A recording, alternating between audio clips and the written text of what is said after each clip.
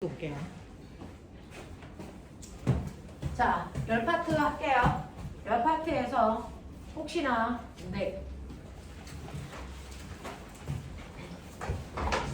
필요한 거 있으면 메모하시고요. 선생님 이번 주까지요. 너네 수업 뒤에 수업이 없어요. 끝나고 가거든요. 어린이 오빠들 연습 준비 주말에 하는 것도 저번 주 끝나서 그런 대결 기분 좋게 시간을 제대로 수 있죠. 다음 주부터는 선생님이 10시까지 수업을 해줍니다. 자, 아시면 112페이지 10파트부터 할 테니까 집에 가서 10파트에 해당되는 129페이지까지 문제 풀어오시고 필요한 거 메모하시고 이 부분은 중학교 2학년 가정마저 8단원 내용이죠. 그래서 중학교 2학년에 8단원이 이번에 시험 범위인 사람들은 별로 없겠지만 기말고사의 시험 범위일 텐데 이 부분이 8단원 시험 범위. 자, 메모할 종이 필요한 사람.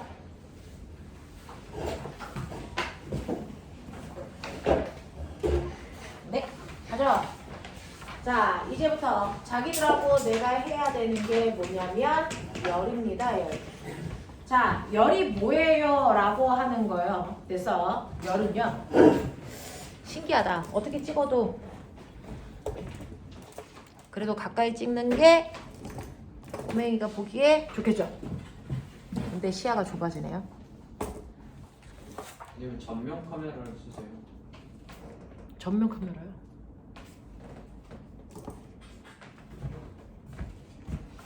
자, 시야가요. 여기서 끊겨요. 여기까지만 얘기할게요.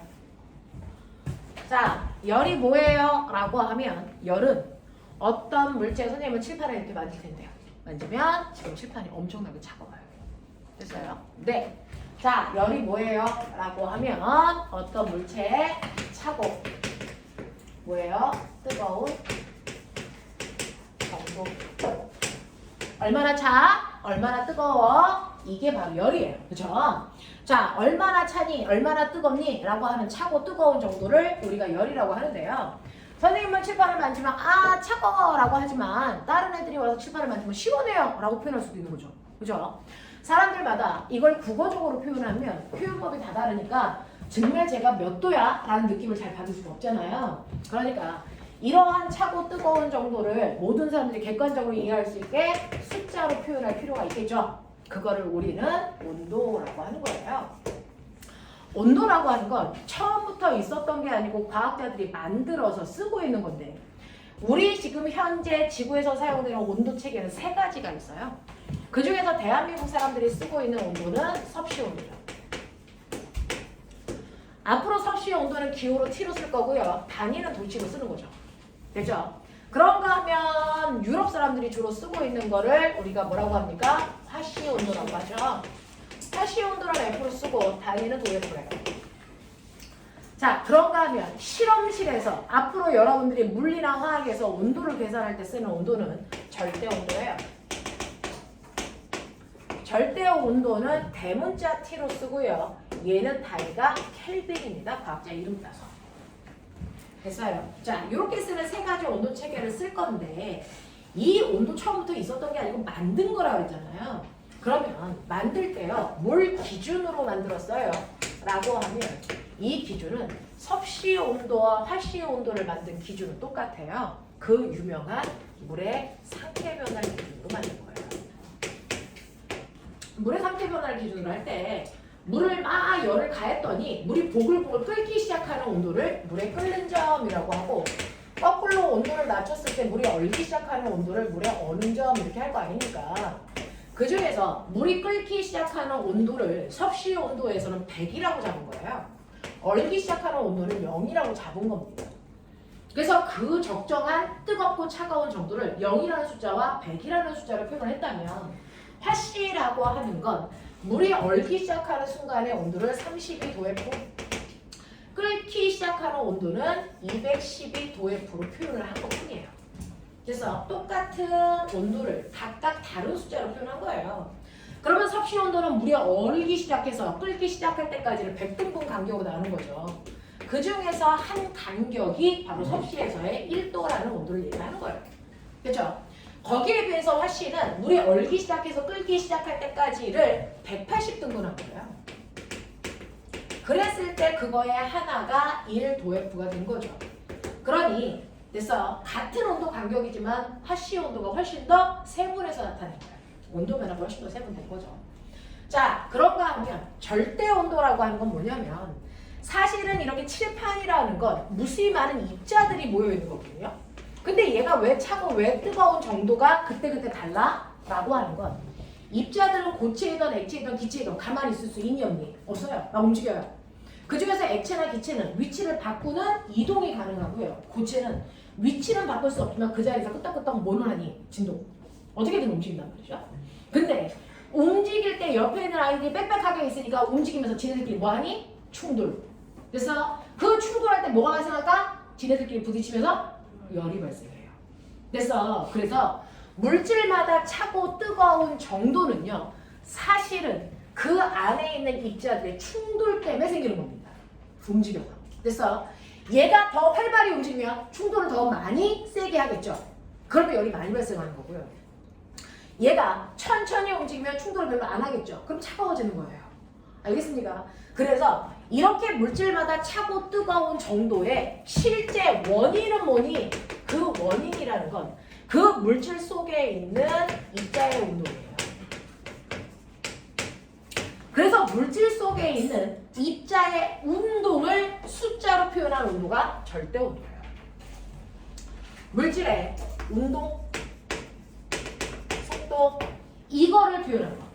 그 안에 있는 입자가 얼마나 빨리 움직여?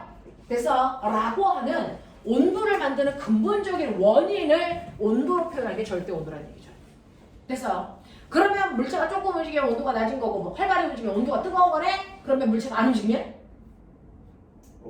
이때가 가장 낮은 온도예요. 그래서 그때를 우리가 0켈빈이라고 합니다. 이걸 절대 온도라고 해서 실제로 0켈빈이라는 거 존재할 수 있니 없니? 없어요. 이거 가상의 온도예요. 그래서 네 라고 하는 절대 0도라고 하는 게 있어요.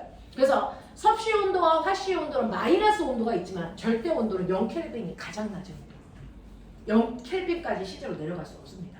그래서 그러면 선생님 이 절대 온도 우리 써요? 앞으로 모든 온도 계산 여기서부터. 그래서 다 절대 온도로 할 거예요. 그럼 우리가 알고 있는 건 섭씨 온도인데 이거 어떻게 절대 온도로 바꿔요? 라고 하면 그래서 여러분들이 우리나라에서 쓰는 섭씨 온도는요. 그래서 섭씨 온도에다가 273을 더하면 이게 바로 절대 온도예요. 물의 어느 점이 0도라고 했죠? 그 0도라고 하는 건 사실은 절대 온도로 표현을 해요. 273켈빈을 얘기하고요. 물이 끓기 시작하는 온도를 100도라고 했잖아요. 이걸 절대 온도로 표현하면 373켈빈이 되는 거예요. 그래서 그럼 물이 얼기 시작해서 끓기 시작할 때까지 온도 간격 얼마? 100등분 하는 거예요. 그러면 섭씨 온도하고 절대 온도의 변화는 똑같나요? 똑같아요. 그래서 단지 그걸 몇 도로 부르느냐만 다른 거죠. 섭씨 온도에서 10도 올라갔어? 절대 온도에서도 10도 올라가요. 알겠습니까? 라고 하는 1켈빈 간격과 1도 간격이 똑같다고요. 변화가. 그래서 이렇게 표현하는 거예요. 자, 이런 식으로 해서 우리가 온도를 각각 표현하게 되고 앞으로는 모든 온도를 절대 온도로 표현해서 나타낸다. 그래서 앞으로는 모든 온도를 절대 온도로 계산해서 나타냅니다. 라고 하는 섭씨 온도를 절대 온도로 변화시킬 수 있는 과정도 좀 이해하고 계셨어야 돼요. 됐죠? 자, 그러면 이러한 온도 표현을 우리가 할 수 있을 때요. 내가 그러면 모든 아이들의 온도를 측정해봤어. 그랬더니 이렇게 물이 들어있는 수조에다가 온도가 다른 두 물체를 이렇게 넣어봤는데요. 여기에 하나는 80도의 뜨거운 물이고요.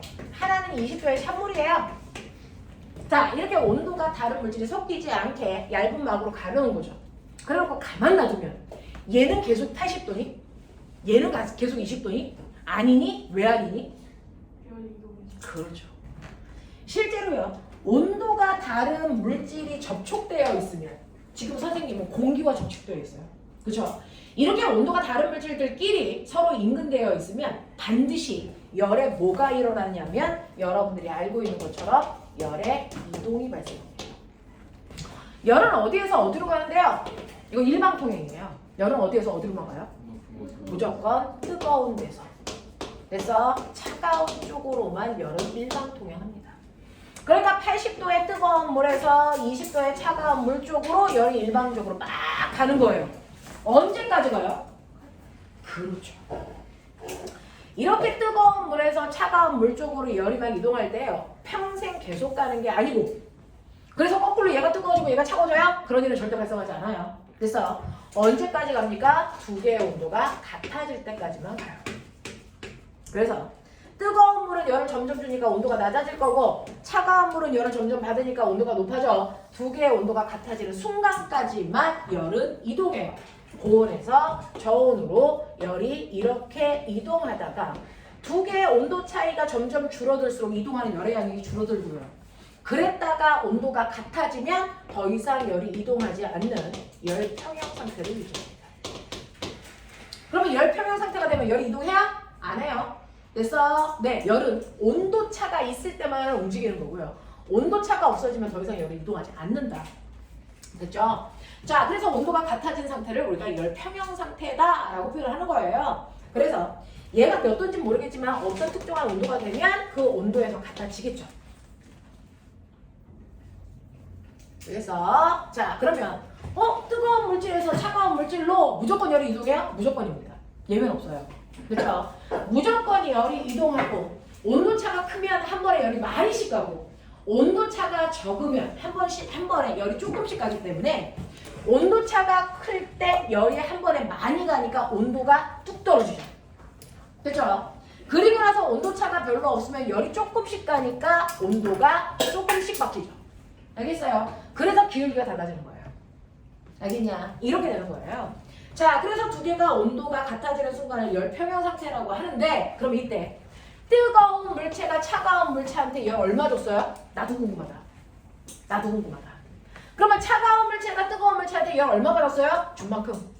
그렇죠? 그러니까 뜨거운 물체가 차가운 물체한테 준 열의 양이나 차가운 물체가 받은 열의 양이나 똑같을 텐데 이동한 열의 양을 뭐라 그러니?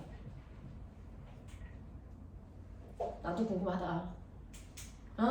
준 거 얼마? 받은 거 얼마? 똑같은 건 알아. 그걸 뭐라 그래? 열량이라고 해요. 그걸 열량이라고 한다.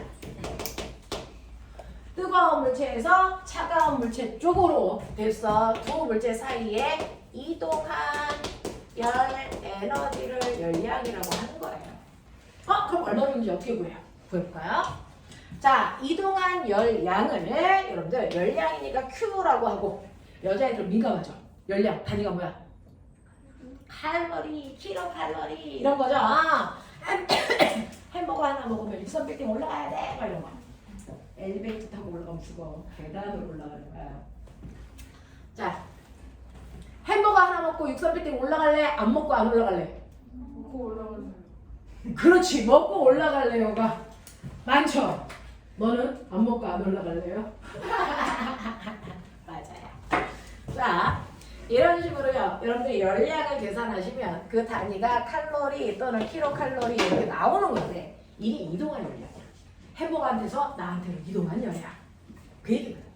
그래서 그거 어떻게 구해요? 이놈의 새끼들. 중학교 2학년 내용이잖아. 비열 곱하기 네, 시멘트. 시멘트. 그게 써있잖아. 이렇게다. 그래서 시멘트 이렇게 구하는 거죠. 그래서 이동한 열의 양 햄버거한테서 나한테로. 그래서 이동한 열의 양을 우리가 시멘트로 구한다. 또는 시암탁. 사람마다 읽는 방법이 다른데요. 이때 C가 뭐냐면요. 이 C라고 하는 건 비열 얘기하는 거예요. 비열. M이 뭐냐면 그죠? 물질의 질량 얘기하는 거예요. T가 아니고 델타 T는 뭐예요? 온도 변화요. 요거예요. 자, 그러면 이때요. 칼로리는 언제 나오는 거고 킬로칼로리는 언제 나와요? 여러분들이 질량 단위를 그램으로 계산하면 칼로리 나오는 거고요. 질량 단위를 킬로그램으로 계산하면 킬로칼로리 나오는 거예요. 됐어요? 네, 그거에 따라서 이제 결정하시면 되고. 그러면 이 비열은 뭐예요? 라고 하면 중학교에 면접에서 가장 많이 물어보는 게 비열입니다. 특목고 면접에서 가장 많이 물어보는 게 비열이래. 비열이 뭐야? 시키고 그냥. 어떤 열을 줬을 때 올라가는 정도? 양 1도 올라가게 하는 그 열량? 맞아요. 그 비슷한 건데요. 그래서 정확하게는요. 비열이 뭐예요? 라고 하면 물이든 모래든 상관없어요. 모든 물질을 1kg만큼 떠오는 거죠. 모든 물체 1kg을 떠왔을 때 그 물체가 현재 온도가 10도이든 20도이든 상관없어요. 그래서 모든 물체 1kg을 정확하게 가열해서 정확하게 1도 높이기 위해서 필요한 열 에너지. 그게 비열이에요. 그래서 모든 물체 1kg을 1도 온도를 높일 때 필요한 열 에너지. 그게 비열입니다. 자, 그러면 예를 들어서 A라는 아이가 모래라고 치자. 모래 1kg이 10도였어요. 네, 그래서 막 가열을 해요. 그래서 11도가 되는 그 순간까지 열을 줘봤더니 열이 얼마 필요하냐면 20 필요해요. 그럼 모래의 비열은 20입니다. 이거. 그래서 자, B라는 물체는 물이라고 칠게요. 물도 1kg 가져왔어요. 그게 현재 온도 20도인데 가열을 해요. 21도 될 때까지. 그랬을 때 가스레인지로 열 얼마 주면 돼? 와, 봤더니 100 줘야 돼. 100. 그럼 물의 비열은 100. 이런 식으로. 그래서 비열이라는 건 그냥 1도 높이는 데 필요한 열 에너지가 아니고요. 그건 연료량이라고 하고요. 비열이라는 건 1kg의 물체를 1도라는 온도 상승시키는 데 필요한 열 에너지를 얘기한다. 1kg을 1도 높이는 데 필요한 열 에너지를 비열이라고 한다. 알겠냐? 이렇게 되는 거죠. 그러면 물의 비열이 크네요. 5배 크네요. 네. 그러면 저는요. 모래하고 물에다가 똑같이 100이라는 열을 줘요. 모래는 온도 몇 도 올라가니? 5도 올라가죠. 물은 몇 도 올라가요? 1도 올라가죠. 그러니까 비열이 크다는 얘기는 온도가 잘 안 변한다는 얘기예요. 알겠어? 근데 실제로 지구상에서 비열이 큰 물질이 누굴까요? 물이요. 그 물이 네 몸에 몇 퍼센트 들어있냐? 왜 그러냐? 온도를 체온 유지. 그게 생명체는 가장 중요한 거잖아. 그래서 호흡시 발생하는 에너지의 80% 체온 유지할 때 쓰잖아요. 그죠? 네. 이렇게 되는 거거든요. 체온을 유지하는 게 가장 중요한데 그 체온을 잘 유지할 수 있게 하기 위해서 우리 몸에 비열이 큰 물질이 들어가 있다고요. 알겠습니까? 이렇게 되어 있는 거예요. 그래서 비열이 크다는 얘기는 온도가 잘 안 바뀐다는 얘기고요. 그러면 우리는 비열을 외울 필요 있어요? 못 외우죠? 나도 못 외워요. 딱 하나만 외우시면 돼요. 물의 비열만 외우시면 돼요. 얼마? 1. 이렇게요. 됐어. 그러면 여기에 물 있다. 80도에 물이 됐어요. 네, 200g이 있고요. 20도에 물이 100g 있다고 쳐요. 그러면 열평형되는 온도가 얼마일까요? 이런 문제가 나오는 거였잖아요. 중학교 때. 자, 그랬을 때 뜨거운 물체가 잃은 열량과 차가운 물체가 얻은 열량 같다 그랬으니까 뜨거운 물체가 잃은 열량은 비열, 물이니까 1 곱하기 질량은 200g. 그래서 온도 변화는 80에서 T라는 온도를 뺀 만큼의 온도가 바뀌는 거겠죠? 80 빼기 T. 그래서 차가운 물체가 얻은 열량은요. 1 곱하기 100 곱하기 높은 온도에서 낮은 온도 빼는 거니까 T 빼기 20. 이게 같아야죠. 그렇죠? 자, 그래서 여러분들이 계산을 하기 전에 정리하시면 160-2T는 얼마니? T 마이너스 이런 씨 20. 그래서 넘기시면 3T는 얼마 나오냐? 180. 그러면 T는 얼마 나오냐? 60. 이런 얘기죠. 그래서 얘네들은 60도에서 열평형이 되네. 그래서 이런 얘기. 알겠어요? 자, 이런 식으로 해서 여러분들이 보시면 되고, 그래서 60도에서 열평형이 된다는 얘기는 얘는 온도 변화가 20밖에 없다는 얘기죠. 그러면 얘는요, 열평형이 될 때까지 에너지 얼마? 4,000 칼로리의 열량을 줬다는 얘기예요. 됐죠? 네, 왜요? 그람으로 계산했잖아요. 칼로리죠. 됐죠? 4,000 칼로리의 열량을 줬어요? 그럼 참으로 4,000 칼로리를 얻었겠죠. 알겠어? 요런 얘기야. 자, 요런 식으로 뜨거운 물체에서 차가운 물체 쪽으로 일반적으로 열이 이동하는데 이동한 열의 양을 우리는 열량이라고 한다. 근데 앞으로는 이 열량은요, 주로 화학 시간에서는 다르고요. 물리 시간에 열량이라고 안 하고 뭐라 그런다? 열 에너지라고 한다. 그래서 A라는 물체에서 뜨거운 물체에서 차가운 물체 쪽으로 이동한 열양을 우리 열 에너지라고 하고요. 에너지니까 단위가 뭐여야 되는데? 줄이어야 되는데 우리가 지금 칼로리로 보이잖아요. 그럼 줄로 바꿔야죠. 그래서 네, 어떻게 하면 될까요? 라고 하면 1kcal가 얼마? 4200줄이요. 1칼로리가 얼마? 4.2줄이요. 그래서 칼로리로 나오시면 4.1을 곱하면 줄이 되고요. 킬로칼로리가 나오면 4200을 곱하시면 됐어. 네, 줄이 된다고요. 이런 식으로 해서 여러분들이 열량이 나오면 되죠? 네, 그 열량을 열 에너지로 해석해서 이제부터 열도 에너지입니다. 그래서 열 가지고 일할 수 있어요. 그게 증기기관차죠. 됐습니까? 이렇게 해서 우리는 열 에너지의 개념으로 이제 모든 것들을 설정할 겁니다. 되죠? 자, 그러면 이런 식으로 온도가 다른 물질 속에서 열은 반드시 이동하게 되는 열량이 생긴다. 그거 어떻게 계산해야 되는지까지 보여드렸단 말이죠. 그러면 이런 식으로 열이 이동하면서 물체가 열을 받으면 어떤 일이 발생하니? 열 받으면요. 열 받으면 그 안에 있는 입자의 운동이 활발해지면 입자와 입자 사이의 거리가 멀어지면 부피가 팽창하죠. 됐어요. 네, 그래서 열을 받은 모든 물체들은 뭐한다? 부피가 커지는 뭐가 일어난다? 열팽창. 알겠습니까? 그런 것들도 여러분들 다 배웠고 그건 중학교 내용에서 하시고 저하고 해야 되는 건 그러면 이런 식으로 열을 받으면서 물체의 운동이 바뀌는데 그 중에서요. 열에 의해서 민감하게 바뀌는 게 누구냐면 기체예요. 기체. 그래서 기체는 모든 특성을 나타낼 때 밀도를 쓰던 용해도를 쓰던 항상 온도와 압력을 표기해줍니다. 몇 도에 얼마의 압력에서 이런 일이 일어났는지. 자, 그러면 이러한 물질 중에서 기체가 가지고 있는 특성은 어때요? 라고 하면 고체, 액체는 같지 않지만 기체가 가지고 있는 특징은 됐죠? 쉽게 부피가 바뀐다는 거죠. 뭐 때문에? 기체의 부피는 뭐에 의해서 변한다? 온도와 압력. 됐어.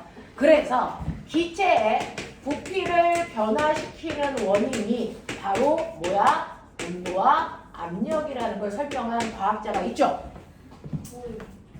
기체 온도와 됐어. 뭐 사이의 관계를 설명하는 게 보일이니? 온도와 부피 사이의 관계를 설명하는 게 보일이야? 샤를이다. 온도와 압력 사이의 관계를 설명한 게 보일이죠. 이 둘을 조합한 게 이상 기체 방정식. 요거 처음 듣는 사람들이 있잖아요. 우린 이게 필요한데. 이거 잠깐 하고 갈게요. 됐어. 자, 기체의 온도와 압력 사이에는 어떤 관계가 있을까? 아니, 온도, 압력과 부피 사이에는 어떤 관계가 있을까? 첫 번째야. 됐어. 기체가 압력과 부피 사이에 어떤 관계이니? 압력이 커지면 부피는 작아지는 반비례 관계가 있죠? 얘가 반비례 관계가 있다는 걸 설명하는 게 보일이라고요. 근데 정확하게 반비례 관계가 있으려면 조건이죠? 어때야 돼? 어때야 돼? 온도가 일정해야만 반비례 관계가 성립합니다. 그래서 온도가 변하면 반비례 관계가 성립하지 않아요. 자, 반비례 관계가 성립한다는 게 뭔지 아세요? 중학교 1학년 수학 시간에 배우는데 여기 압력이 10기압이에요. 그랬을 때 부피가 1이었단 말이죠? 자, 그러면 압력을 반으로 줄게요. 5기압이에요. 부피 얼마일까요? 2예요. 라고 하는 거 아니잖아요. 그게 무슨 말인지 아세요? 이 반비례 관계가 있는 이 아이들의 됐어. 첫 번째 압력과 부피를 곱한 값은 두 번째 압력과 부피를 곱한 값이랑 항상 어때야 되니? 같아야 되죠. 됐죠? 이게 반비례잖아요. 그러니까 아하, 압력과 부피를 곱한 값이 항상 일정한 상수값을 갖네. 됐어? 얘네들은 곱한 값이 얼마? 10. 됐습니까? 이러한 일정한 상수값을 가지고 있다. 이게 보일의 법칙이란 말이죠. 샤를의 법칙은 뭡니까? 라고 하는 샤를의 법칙은 바로 뭐죠? 온도와 부피 사이에 온도가 커지면 부피가 커져 라고 하는 비례관계가 있다는 걸 설명한 거죠. 이거 정비례니? 네. 아니죠. 아니죠? 온도가 0도예요. 기체 부피는? 이면 우리가 숨을 어떻게 쉬어요? 그쵸. 그죠. 네. 그래서요. 실제로 밖에 있는 공기, 우리가 대기라고 하잖아요. 이 대기라고 하는 아이는요. 여기가 우리가 쓰는 섭씨의 온도예요. 그리고 부피를 보면 섭씨 온도가 0도일 때도 기체는 부피가 있으니까 숨쉬겠죠. 거기에서부터 온도를 일정하게 높이면 부피도 일정하게 증가하는 이런 관계를 가지고 있어요. 기체는 그 기체가 산소이든 이산화탄소이든 상관이 있냐 없어요. 압력과 온도에 따른 부피 변화는 기체 종류하고 상관없이 다 똑같은 패턴을 갖는단 말이죠. 됐죠? 그래서 섭씨 온도와 부피 사이에는 정비례 관계를 갖지 못해요. 그러면 어쨌든 비례 관계를 가지니 온도를 높이면 부피는 일정하게 증가. 됐어? 그럼 거꾸로 가. 온도를 낮추면 부피는 일정하게 뭐? 감소. 그럼 감소시키자. 감소시키다 보면 어떤 일이 발생할까요? 0인 순간이 생기겠죠. 그래서 부피가 0이 될 때까지 온도를 낮출 수만 있다면 0이 되겠죠. 그게 몇 도일까요? 1차 함수니까 연장해서 찝어보시면 되겠죠. 이게 바로 섭씨 온도 마이너스 273도예요. 이게 섭씨 마이너스 273도인 순간에 모든 기체들의 입자의 운동이 정지되어서 부피가 0이 되는 순간입니다. 됐어? 자, 그렇다면 여기를 기준으로 해서 그래프를 그리면 정비례 관계가 되겠네? 그러니 나는 이 온도를 0으로 놓을 거야. 그게 바로 절대 온도죠. 됐어? 이게 바로 절대 온도죠. 그래서 절대 온도와 부피 사이에는 정비례 관계가 있기 때문에 우리가 섭씨 온도를 안 쓰는 이유가 이것 때문이에요. 됐어? 네. 그래서 우리는 앞으로 온도 그래프를 그릴 때 섭씨 온도 그래프를 그리지 않고 절대 온도 그래프를 그려요. 절대 온도와 부피 사이의 관계는 정비례 관계가 있어요. 그래서 절대 온도에서 10켈빈일 때 기체가 차지하는 부피에 비해서 됐어? 20켈빈일 때 부피가 차지하는 부피는 정확하게 몇 배? 2배 커져요. 됐어? 그러니까 10켈빈일 때 부피가 2라면 20켈빈일 때 부피가 정확하게 얼마야? 4야. 이게 된다고. 정비례 관계가 있으니까. 되겠죠? 이렇게 할 거란 말이죠. 자, 그렇다면 아하, 절대 온도로 바꾸면 온도와 부피 사이에 정비례 관계가 있고 이 기울기는 변화가 없네요. 됐어? 기울기는 x축분의 y축이니까 이거는 일정한 상수값을 갖겠죠. 됐죠? 이걸 얘기하는 게 보일과 샤를이란 말이죠. 그러면 이 둘을 합해볼까요? 라고 하면 이 두 개를 합하면 아하, 압력과 부피를 곱한 값은 일정한 상수값을 가지고 있고 온도분의 부피도 일정한 상수값을 가지고 있는데 자, 이 상수와 이 상수는 언제나 같니? 얘는 기울기가 1분의 2잖아요. 이 상수값은 인데요. 얘는 요거 곱한 값은 10이잖아요. 상수 다르네요? 다르죠. 근데 저 이거요. 같은 상수로 만들고 싶어요. 이때도 성립하고 이때도 성립할 수 있는, 그죠? 둘을 다 만족시킬 수 있는 고유한 상수값을 구하고 싶어요. 고유한 상수. 일반적 상수는 K라고 쓰는데 기체들의 특성을 표현하는 고유한 상수를 우리는 기체 상수라고 합니다. 그걸 알고 써요. 그래서 보인샤르를 둘 다 만족시키는 상수값을. 하겠냐? 네. 그래서 난 저 기체 상수를 구하고 싶은데요. 됐어? 라고 하면서 이 기체 상수를 구하기 위해서는 얘네들 말고 하나 더 필요하죠. 그게 중학교 3학년 때 배우는 기체 반응의 법칙. 됐어? 그거랑 뭐지? 아보가드로의 법칙이구나. 아보가드로의 법칙. 아보가드로의 법칙은 뭐야? 모든 기체는 온도와 압력이 같다면 같은 부피 속에 들어있는 입자수가 뭐하다? 같다. 됐죠? 그래서 그 공간 속에 들어있는 기체의 입자수와 부피는 비례관계가 있다. 얘기 아닙니까? 되죠? 네. 자, 요거까지 집어넣어서 기체방정식을 완성하는 거예요. 그러면 저는요. 오호. 이렇게요. 0도씨 1기압에 기체를 1몰개라고 하는 연필을 한 가스로 쓰듯이 기체들은 몰개로 세요. 1몰개라는 기체를 집어넣었을 때 그 기체가 차지하는 부피가 22.4L예요. 그래서 이게 정해져 있단 말이죠. 이 정해져 있는 이 공식을 여기다 대입하면 이때 기체 상수를 구할 수 있어요. 그래서 네, 해볼게요. 그러면 여기에 있는 이 t는 절대 온도라고 그랬으니까 0도씨 이거 넣으면 안 되네요. 절대 온도로 바꿔야 되네요. 그래서 0은 몇 켈빈? 274. 그렇죠. 274켈빈으로 바꾸시고 그래서 물리는 다 MKS 단위로 계산하는 거니까. 그러면 1기압 이거 1 넣어요? 아니죠. 1기압이라고 하는 건 MKS 단위가 아니에요. 그래서 일기압이 얼마인지는 여러분들 됐죠? 중학교 3학년 가면 배우는데요. 일기압은 1013 헥토파스칼이라는 크기를 얘기해요. 그 중에서 초등학교 4학년 때 배웠는데 헥타를 할 때 헥이 뭐죠? 키로는 0, 3개 대신 붙이는 단어는 그죠? 헥트는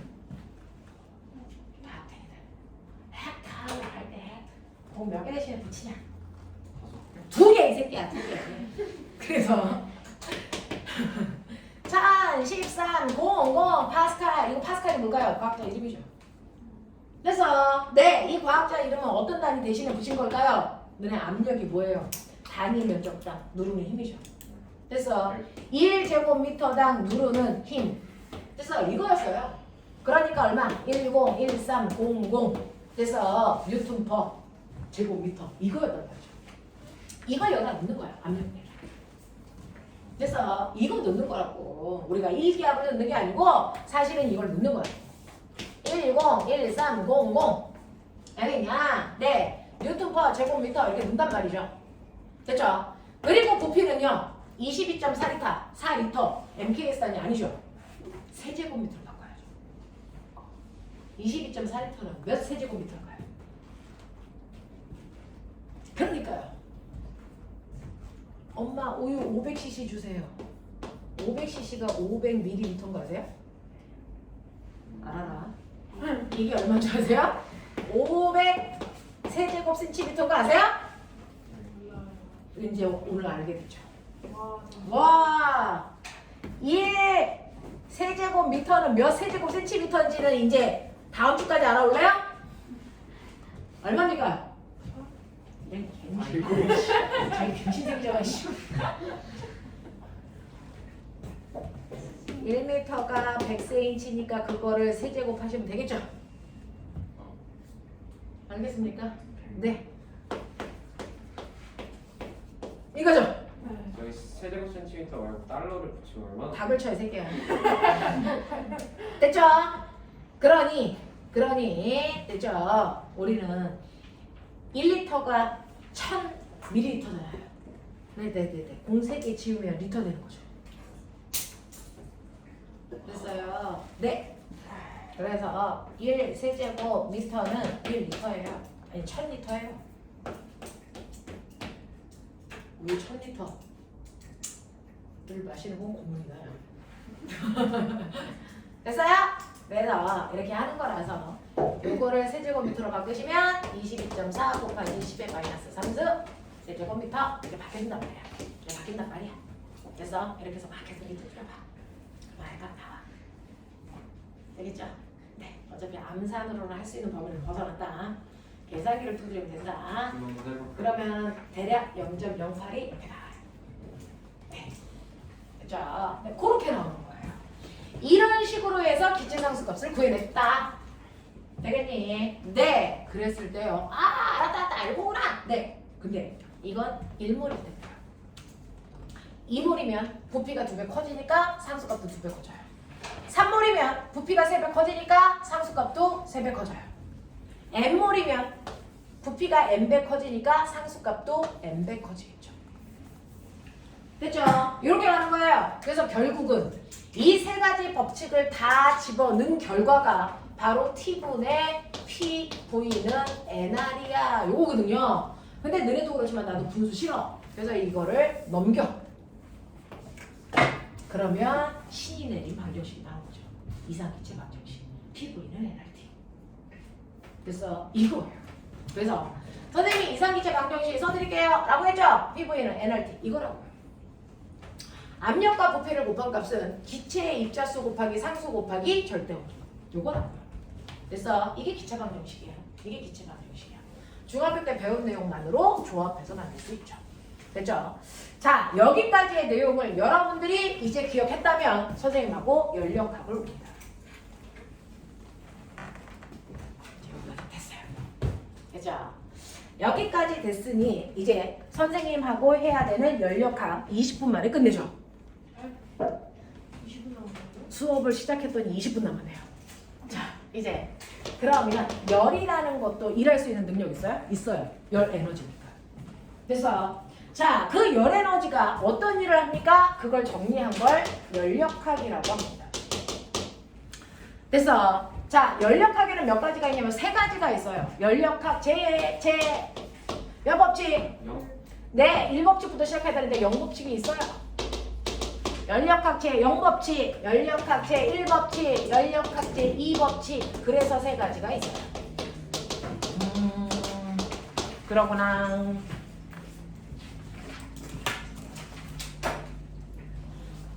저 사람은 프로그래머였을 거야. 아니에요. 제1법칙 발견하고 제2법칙 발견했는데 그 다음에 발견한 제0법칙 내용이 되게 허접해. 그래서 제3이라고 하기 좀 그래서 제0이라고 붙인 거예요. 됐어요. 자, 열역학 제0법칙은 뭐냐면 그냥 제0법칙인데 선생님은 여러분들 이해를 돕기 위해서 나만의 내용을 붙이는 거죠. 그래서 이건 열평형법칙이야. A와 B의 온도가 같아요. 근데 B와 C의 온도가 같아요. 그럼 누가 가르쳐주지 않아도 되죠? 3단 논법. 뭐요? A와 C의 온도는 반드시 같다. 알겠습니까? 이게 열역학 제0법칙이에요. 누구나 알 수 있는 법칙이에요. 갑자기 왜 끼어나온 거예요? 그냥 그렇대요. 네. 열역학 제1법칙 얘가 열나 어려워요. 오늘 이거 배울 거예요. 그래서 이거는 열에너지 보조법칙.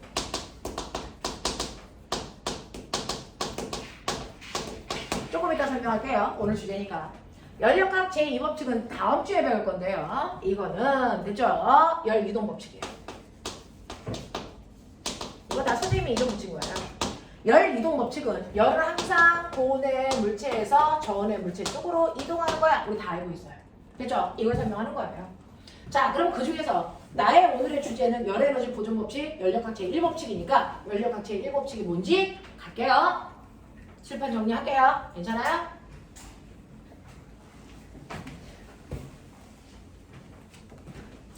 화면 안에 들어오려면 여기를 지워야 되세요. 미안해요. 지울게요.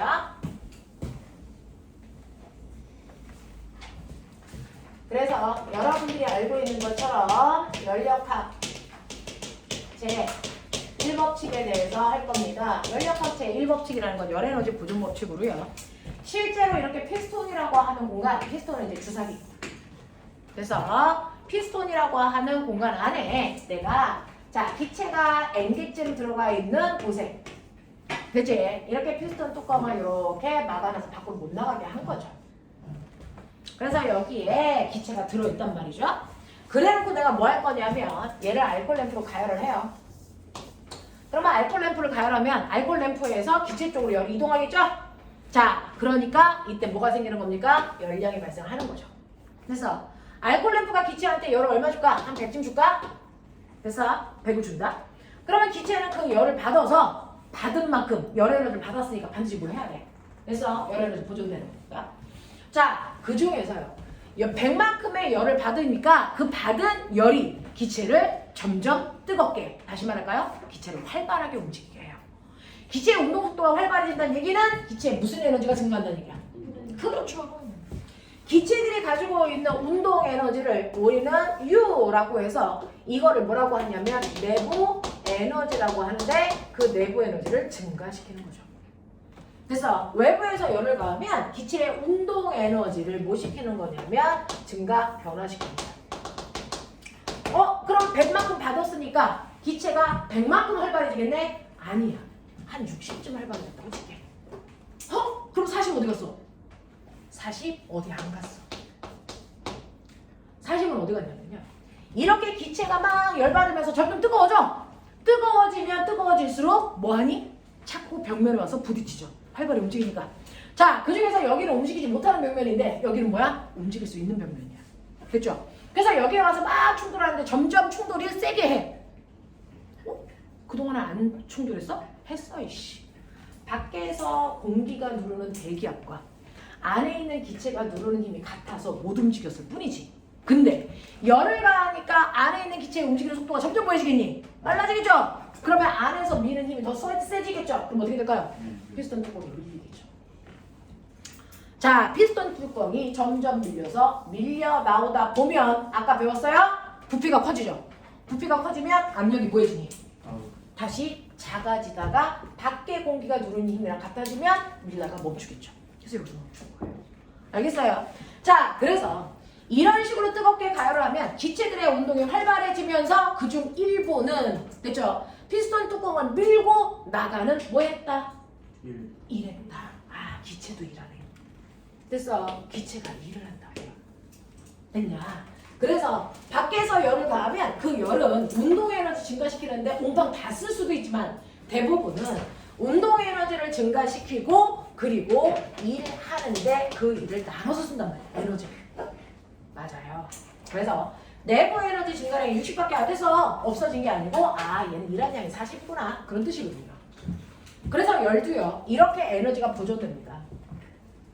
그래서 일을 한 만큼만 에너지가 일로 전환되는 거고 나머지 다 내부 에너지로 저장. 그래서 그 내부 에너지라는 건 기체의 운동 에너지를 얘기한다. 이렇게 되는 거예요. 이게 연력학 제1 법칙이에요. 반드시 그래요. 그래서 네. 그러니 네가 열을 100 줬는데 내부 에너지는 60인데 이 새끼 일 안 했어요. 이런 일 있어 없어? 절대 불가능하다는 거예요. 무슨 말인지 알겠죠? 이러다는 얘기인데 나 하나 물어볼게. 일과 에너지는 스칼라니 벡터니? 네, 얘는 방향을 안 가지고 있어요. 방향이 없는 값이기 때문에 스칼라 값이에요. 그러면 스칼라 값이니까 플러스 마이너스 이 기호 쓴다 안 쓴다? 안 쓰죠. 그래서 뿔만은 방향을 나타내는 거잖아요. 근데 얘가 뿔만을 써요. 왜요? 스칼라라고 하는 방향이 없는 아이가 뿔만을 쓴다는 얘기는 얘는 방향이 아니고 어떤 의미를 얘기한다는 거죠. 그래서 그러면 연력학에서도 스칼라 값이니까 얘가 그래서 열 에너지고요. 내부 에너지고요. 1이고요. 다 스칼라란 말이야. 스칼라 값인데 얘네들을 우리가 표현할 때 뿔, 마, 영 이라고 하는 세 개의 기호를 쓴단 말이죠. 그죠? 이 세 개의 기호를 쓰는데 이 세 개의 기호는 어떤 의미를 가지고 있는데 어떤 의미를 가지고 있어요? 라고 얘기를 하면 그 중에서요. 열 에너지가 플러스라고 하는 건 외부에서 열을 흡수하고 있다. 그 뜻이야. 열 흡수. 그렇다면 마이너스가 뭔지 알겠죠? 안에서 밖으로 열이 방출되고 있어. 이 뜻이에요. 그러면 0은 뭘까요? 아무도 안 해. 그걸 뭐라 그럴까요? 열이 들어오지도 나가지도 않아. 그거를 뭐라 그럴까? 단열. 밖으로 열이 출입하지 않아. 단열되어 있어. 그걸 단열재 이렇게 표현하잖아요. 단열. 됐어요. 자, 그 다음에 내부 에너지 변화량이요 라고 하는 내부 에너지의 변화량이 플러스야? 그래서 내부 에너지가 플러스라고 하는 건 무슨 뜻일까? 내부 에너지를 다른 말로 뭐라 그랬어? 기체의 운동 에너지. 그게 플러스야. 무슨 뜻일까? 기체의 운동 에너지가 뭐 했어요? 증가했어요. 왜 증가했어요? 뜨거워졌어요. 그 뜻이에요. 됐어. 그래서 내부 에너지가 플러스라고 하는 건 안에 있는 기체의 온도가 높아지고 있어. 그래서 얘 점점 활발히 움직여. 온도 상승. 그 뜻이에요. 그럼 무슨 말인지 알겠죠? 마이너스는 기체들의 온도가 하강해서 기체들의 운동 속도가 점점 줄어들고 있어. 이 뜻이고요. 0이라는 건 기체의 온도가 안 바뀌어. 그래서 온도에는 똑같아. 그런 뜻이야. 그래서 온도 일정. 그런 뜻이죠. 이런 얘기야. 그 다음에 1도 플러스 마이너스 이렇게 표현하거든요. 자, 1의 플러스는 뭐예요? 라고 하면 기체가 힘을 줘서 피스톤 뚜껑을 밀고 나가서 그래서 네! 밀고 나갔다 무슨 뜻일까요? 기체가 있었던 공간 부피가 이만큼 증가했어. 부피 변화량을 얘기하는 거예요. 그래서 일했다 안 했다가 부피 변화량을 얘기하는 거잖아요. 그 중에서 플러스는요. 부피 증가 마이너스 부피 감소 0 부피 변화 없어. 그래서 이 뜻이에요. 피스톤 뚜껑이 밀고 나갔으면 처음보다 기체가 있는 공간이 증가했어요. 됐죠? 밀려 들어왔으면 처음보다 기체의 부피가 감소했어요. 자, 얘가 안 움직이면 기체의 부피 변화가 없어요. 그 부피 변화가 없으면 일을 안 했어요. 그런 뜻이에요.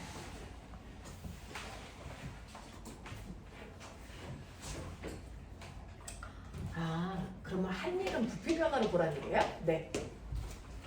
아, 내부 에너지 증가량은 온도 변화를 보라는 얘기예요? 네. 되겠어요? 이렇게 봐야 될 것만 보시면 돼요.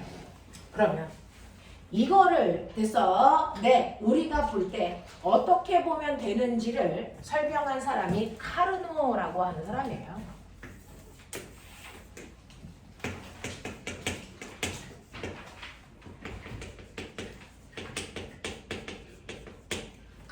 순환기가 있어요. 여기 압력, 여기 부피, 됐어. 자, 그랬을 때 너 기억나냐? 여기에 뭐 달려있게? 여기에 이렇게 해가지고요. 바퀴 달려있는 거예요. 이 끝에. 옛날에 증기기관 어떻게 만들어줘야죠? 기차. 칙칙. 알아? 그럼 맨 처음 어떻게 갔어? 석탄을 막 떼죠. 그러면은 그 석탄에서 막 가열된 열이 일로 들어가는 거예요. 피스톤 속으로. 그러면 기체들이 막 어느 정도까지 뜨거워지고 나면 그제서야 힘이 세지니까 피스톤을 밀겠죠? 밀면서 연결된 바퀴를 밀어요. 바퀴가 도는 거예요. 그죠? 네. 그래서 뜨거워진다. 그리고 바퀴 민다. 그러면 바퀴 미는데 인해서 힘 빠졌다. 차가워진다. 다시 밀려 들어온다. 그래서 이 네 박자의 움직임을 설명하는 순환기관이에요. 됐어. 볼게요.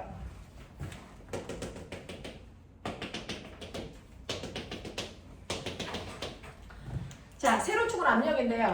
1기압, 2기압. 자, 그 다음에 부피인데요. 1리터, 2리터. 되겠어요? 그냥 단순한 숫자로 하자. 복잡하면 우리 계산 못해. 그랬을 때 이 점을 A, B, C, D 이렇게 된다고요. 됐어. 자, 이때요. A에서 출발해서 B로 갔다가 C로 갔다가 D로 갔다가 다시 A 제자리로 돌아와. 순환. 알겠어요? 이게 카르노 순환 기간이야. 이렇게 카르노가 한 바퀴 순환하는 이 과정에서 어떻게 일을 하는지를 설명한 게 카르노 순환 기간이거든요.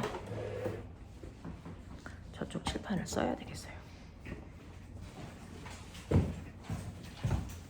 그죠? 첫 번째요. 자, 얘네들 안에서 요애 안에 어떤 내용이 들어오는지를 그대로 보여줄 거예요. 그대로 보여줄 거거든요. 그죠? 여기 제가 할까요? 귀찮은데. 네, 내용 다 외우지? 그죠? 요거 제가 활용해볼까요?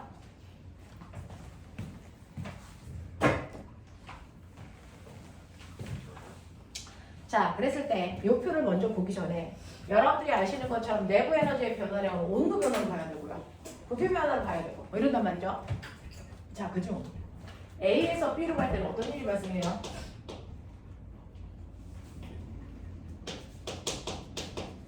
B에서 C로 갈 때는요. C에서 D로 갈 때는요. D에서 다시 제자리 A로 돌아올 때는요. 이거 채울 거거든요. 되겠나? 이때 Q값, U값, W값 어떻게 돼? 이거 채울 거라고요. 자, 그걸 하기 전에 각각 A와 B와 C와 D 다시 A로 갈 때 얘네들의 온도는 어때요? 그걸 제가 어떻게 알아요? 압력하고 부피밖에 안 나왔는데 알 수 있죠. 그거 알라고 이상기체 감정식 가르쳐 준 거예요. 됐어요. PV는 뭐예요? NRT예요. 여러분들이 아무리 저기를 가열을 해도요. 저 안에 들어있는 기체의 개수는 안 바뀌고요. 상수값도 안 바뀌어요. 이거 일정이에요. 됐어. 그렇다면 결국은 뭐예요? PV는 T와 무슨 관계가 있다? 비례 관계가 있다. 그래서 온도를 직접 주지는 않았지만 압력과 부피의 곱을 보시면 그게 바로 온도의 크기를 얘기한다. 그래서 이거야. 자, 그러면 A라는 지점은요. 압력과 부피를 곱하시면 1. 온도가 1만큼이래요. 1도는 아니지만 1만큼이래요. 자, B는 압력과 부피를 곱하니까 2. A보다 온도가 2배 높대. 그런 뜻이야. 됐어요. 자, C는요. 얼마? 4. A보다 온도가 4배 높네? 그런 뜻이야. 알겠어? 네. 자, 그 다음에 D는요. 얼마? 2. 그러다 다시 1. 이렇게 바뀌는 거거든요. 그래서 앞으로는 온도를 직접 주지 않아도 된다. 그 온도는 압력과 부피를 곱한 값이다. 그걸로 예측하세요. 자, 그러면 이제 하나하나 해볼게요. 시간이 별로 없어서 부지런히 가볼게요. A에서 B로 간다는 얘기는 됐죠? 이렇게 올라간다는 얘기죠. 자, A에서 B로 갈 때 가열하고 있나 냉각하고 있나 볼까요? A에서 B로 갈 때 온도가 더 높아지잖아요. 가열하고 있는 거예요. 그래서 기체 온도가 그래서 2배 높아진 거예요. 아, 기체 온도가 2배 증가했네. 온도 증가. 아하, 기체 내부 에너지 증가했구나. 기체 온도 속도 활발해졌구나. 그 뜻이에요. 얼마만큼? 그건 모르죠. 그건 모르는데 기체 뜨거워졌을 거야. 기체 운동이 활발해졌을 거야. 나는 이렇게 온도가 2배 높아질 때 그래서 기체 내부 에너지가 한 100쯤 커졌다고 칠까? 이 숫자는 내가 준 거야. 그래서 네, 이렇게 생각을 해보자. 우리가 숫자로 생각하는 게 훨씬 더 이익이 있으니까. 자, 이때 부피는요. 부피는 1이 그대로 1. 부피는 안 바뀌었네? 네, 안 바뀌었어요. 내가 처음에 가열을 해주는데 뜨거워는 지고 있는데 아직 피스톤 못 밀었어요. 그 얘기거든요. 부피 변화 없어? 그럼 한 일이 없네? 이 얘기죠. 됐어. 일은 안 하고 기체 내부 에너지가 100만큼 증가했다는 얘기는 외부로부터 열을 정확하게 100만큼 흡수했다는 얘기죠. 맞나? 밖에서 열을 100만큼 줬더니 그 열을 다 기체에 운동이 활발한 다 썼어. 그 뜻이에요. 되겠어? 무슨 말인지 알겠어? 네, 그 얘기야. 그래서 이제 기체가 엄청 뜨거워졌어. 그래서 그 다음 B에서 C로 가요. B에서 C로 갈 때는요, 또 온도가 또 2배 커졌어. 선생님 뭐라 했어? 온도가 2배 증가했을 때 됐습니까? 네. 이때 내부 에너지 증가량을 100으로 보자고 했어요. 됐죠? 네. 1에서 2로 가서 2배 증가하나? 2에서 4로 가서 2배 증가하나? 2배 증가하는 거 똑같으니까 내부 에너지 100만큼 증가해서 치자. 오케이? 근데 이때는 어때요? 네. B에서 C로 가. 피스톤의 부피가요. 1이었다가 2로 부피가 2배 증가했어요. 그죠? 자, 기체가 들어있던 공간이 1이었다가 기체가 들어있던 공간이 2로. 와, 부피 2배 증가했네. 그 증가량은 얼마만큼입니까? 100만큼 증가했네. 그 얘기 아닙니까? 아니, 1만큼 증가했네. 그런 뜻이죠. 그러면 피스톤은 밀고 나왔어요? 밀고 나왔어. 이랬네요. 이랬어. 그죠? 네, 이런 양이 끝났어요. 얼마요? 한 20 했다고 칠까? 이런 거. 됐어? 이렇게 했다고 칠까? 됐어? 아니다. 이거 계산할 수 있다. 하자. 1 얼마만큼 있어요? 계산하자. 한 일을 우리가 계산할 수 있어요? 있죠? 힘 곱하기 거리. 근데 힘은요? 압력은요? 알아요? 단위 면적당 누르는 힘인가? 됐어. 단위 면적당 누르는 힘이 압력인 거 아세요? 그럼 결국 힘은 뭐예요? 압력 곱하기 면적이죠. 됐어. 그러면 여기다가 압력 곱하기 면적 이렇게 써도 되죠? 거기다가 밀구간 거리 곱하면 되는 거죠. 근데 보면 이게 뭘까요? 기체가 민 면적 이거 밀구간 거리 이게 뭘까요? 민넓이 곱하기 높이 뭘까요? 높이 증가. 알겠냐? 요게 바로 높이 증가량이야. 보이냐? 근데 이게 어디게? 이게 어디게? 압력 이 그래프에 세로에 있죠. 됐어. 부피 증가량 어디게? 이 그래프에 가로 있죠. 가로 곱하기 세로가 뭐게? 면적이죠. 그게 한 일이죠. 알겠죠? 그래서 압력 부피 그래프에서요. 그래서 네. 이 부피가 증가할 때 그 밑에 있는 요 그래프 면적 있죠? 이게 바로 한 일이에요. 압력 부피 그래프에서 됐죠? 부피 변화에 따른 밑에 넓이 그래프가 바로 한 일입니다. 그럼 이거 구할 수 있는데 1 곱하기 2 이게 2가 2 이거 신기하죠? 압력 부피 그래프에서도 한 일을 볼 수 있다. 그럼 얘는 외부로부터 총 받은 일이 네 100이에요 100이. 그래서 그 중에서 100만큼은 내부 에너지 증가시키는데 썼고 2만큼은 일하는데 썼고 이런 얘기. 됐죠? C에서 뒤로 갑니다. C에서 뒤로 갈 때 보세요. 그래서 요번에는 C에서 뒤로 가면 온도가 거꾸로 2분의 1배 감소합니다. 2배 증가할 때 에너지를 100만큼 흡수했다 그랬으니 온도가 다시 거꾸로 돌아가요. 됐어. 그럼 흡수한 만큼 방출하면 되겠죠? 100만큼 방출하는 거예요. 그렇게 보면 되죠.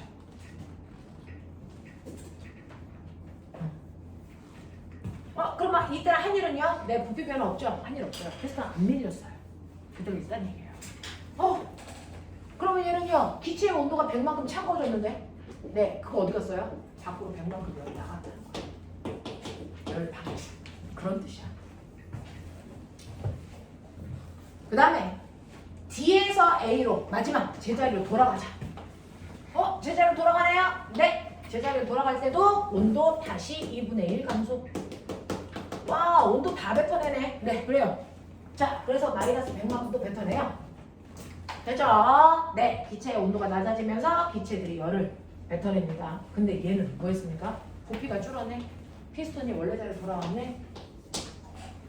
됐죠? 미는 건 일을 했다 그러고 돌아오는 건 일을 받았다 그러는데 얼마만큼? 네, 받은 일도 이 그래프 밑에 있는 면적만큼 요만큼이 받은 거예요. 한 일은 위에 있는 면적이죠? 받은 일은 요거 밑에 있는 면적이죠? 요 그래프 밑에 있는 거. 됐어요. 그러면 1 곱하기 1. 와, 얘 1만큼 받았다. 그러면 결국은 얘는 열을 101만큼 뱉어냈다. 그런 뜻이에요.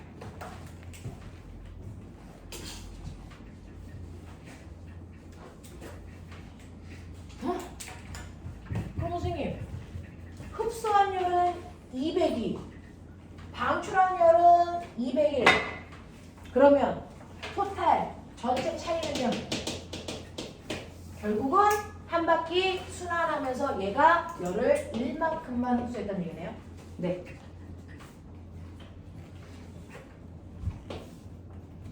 근데 기체는요? 돌아서 제자리로 원래 온도로 돌아온 거죠. 그러면 기체는 내부 에너지 변화가 없다는 얘기죠.